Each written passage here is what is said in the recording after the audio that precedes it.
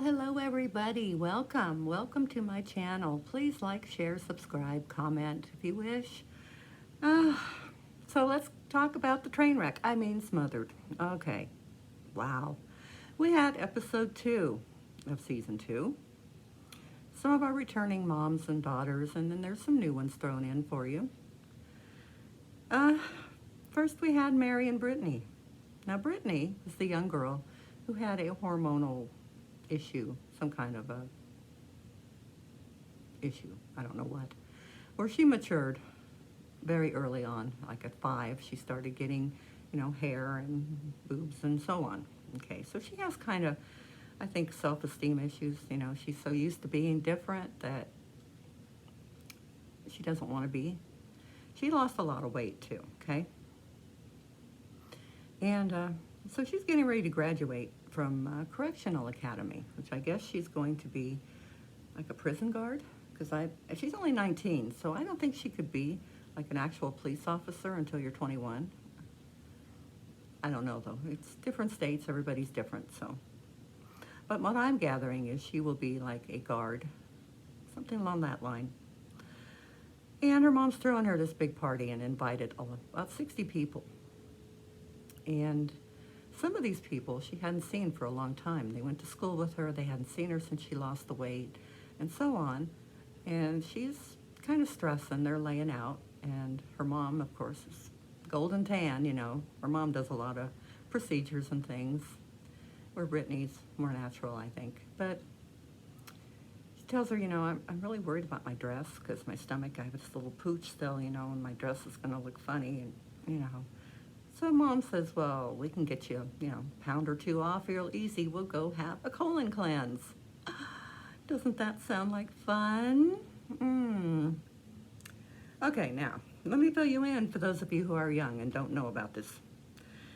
A colon cleanse is an enema, or we used to call them the enemy. They used to force them on women who were going into labor. Because those of you who have had children, and those of you who haven't, you're going to learn. When you're pushing out a baby, other things tend to get pushed out too, okay?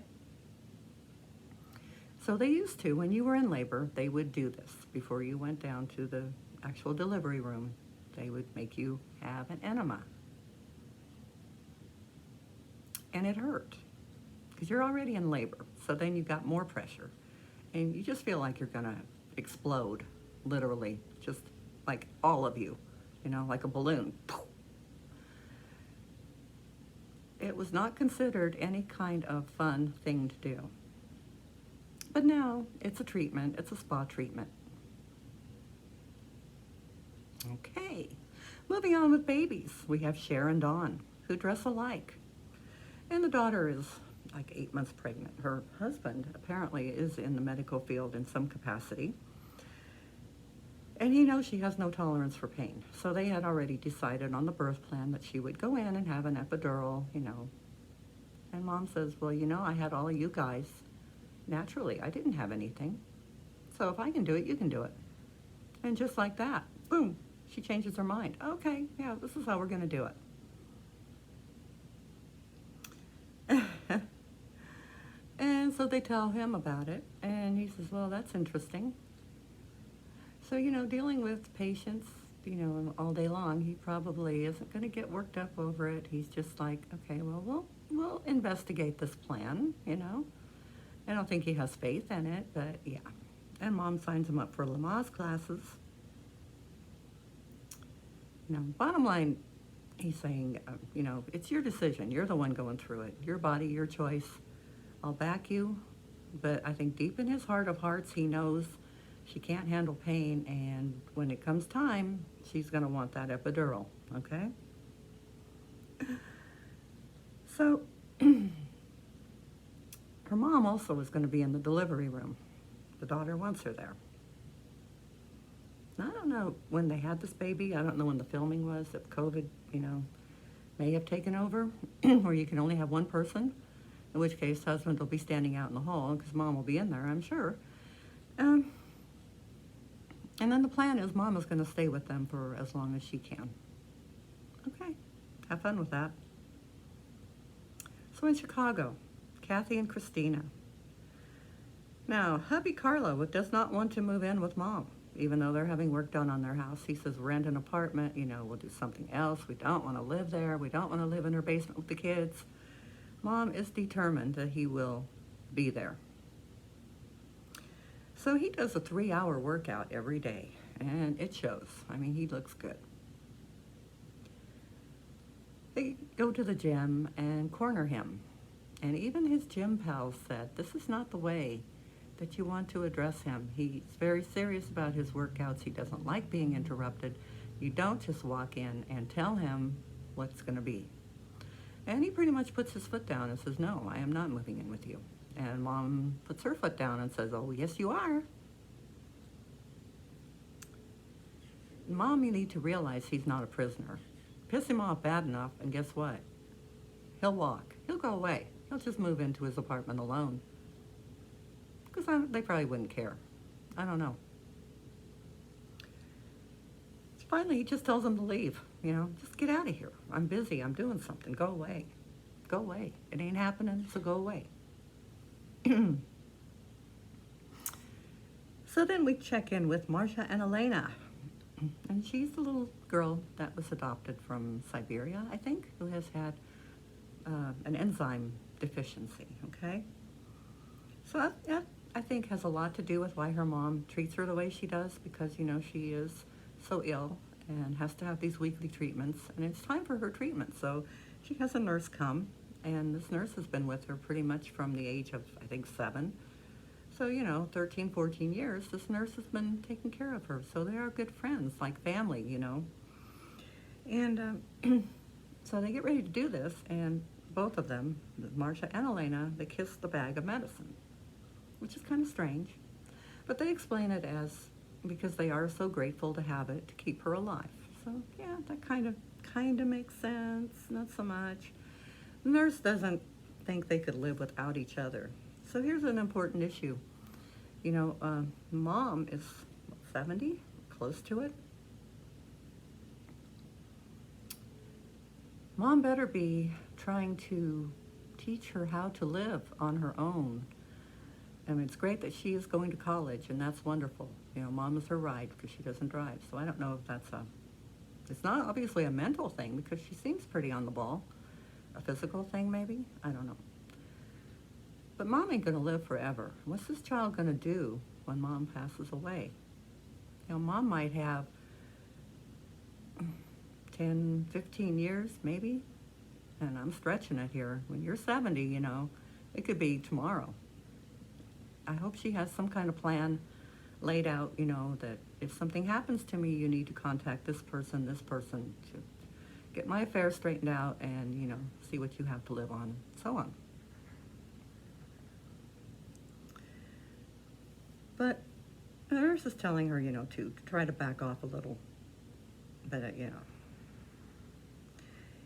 And Elena even admits that she would like a real relationship, And she's kind of wanting to fly away a little bit. Not far, but just a little bit. And then there's the issue with her voice, where she had polyps removed, and her voice hasn't totally come back yet either for singing, which is something that, she loves to do. She's pretty much been her life. Oh, then my favorites, Cynthia and Angela. They go to Jason and Viviana's divorce paper signing. Angela doesn't really want to go, but her mom does. So they do. X is running late. He's saying, well, she might be getting cold feet. They were married 7 or 8 years. And he didn't bother to tell her that Angela and Sunhee were going to be there. So,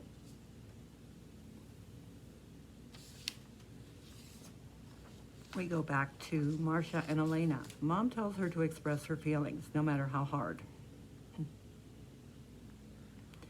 And to try to stay positive, because she will sing again. It may not be the songs that she had, but she will sing again. So Britt and Mary go for the colon cleanse. Mom goes first, so she won't be quite so scared as what's going to happen. And I mean, Mom, they're holding hands, and Mom is absolutely, oh, it hurts. Yeah, way to give her confidence to do this. Yeah. And even the person in charge says, I've seen mother-daughters come in, but not, holding hands, staying with each other, and certainly not putting the tube in her daughter's tail end.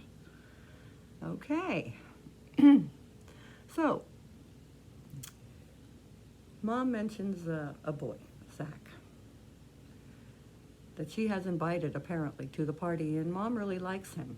And Brittany says, yeah, but, he kind of suggested we just be friends with benefits. So Mom don't really like that. And Brittany don't like that either. I'm thinking maybe Brittany said that just so Mom would not try to push them together, Maybe she just kind of made that part up. But I don't know. With this bunch, it's hard to see who's lying and who ain't. So the last tale, Sunhee and Jason and Angelica. They're waiting on the ex to show up. And she finally does, and she's shocked to see them all there, you think? She thought it was just going to be her and Jason. So, Sunhee, of course, grills her. And you can tell the ex is uncomfortable. She's like, why is this woman asking me all these questions, She asked her why they have a bank account jointly, which is a legitimate question. How can you move on with another relationship when you still have financial ties to the ex? I don't like that. I would say the same thing, okay? I'll be honest, I would say the same. She asked him, do you still love him? And Viviana's like, well, yeah. And plus, she's still wearing a wedding band, which she says isn't a wedding band, but it has meaning to her. Okay? It doesn't appear like she's moving on. Sunhee is not happy with this at all. She doesn't like Jason to start with. And all these issues that are coming up now, she's liking him even less. So it will be very interesting to see if they actually do get married or if they actually will have a relationship, because I think if Mom has her way, she's just going to say, you know what, walk away from this clown. You don't need this. And I would have to agree with her. I will agree with her on this issue, okay? I will. An ex is someone you have been with, not someone you're still with. The person you're with is your partner, not the ex. You don't have joint checking. You don't have these feelings, this, I still love him, yada, yada. Till they sort their shit out, I would not encourage my child to be in the middle of it. Although the ex does say, I wish you guys all the happiness. That's very big of her to do that, but still, No, I wouldn't. Not in this life. Nope. Anyway, that was Smothered. So, please, I hope you join me again, and we'll see what else they do. Bye, all.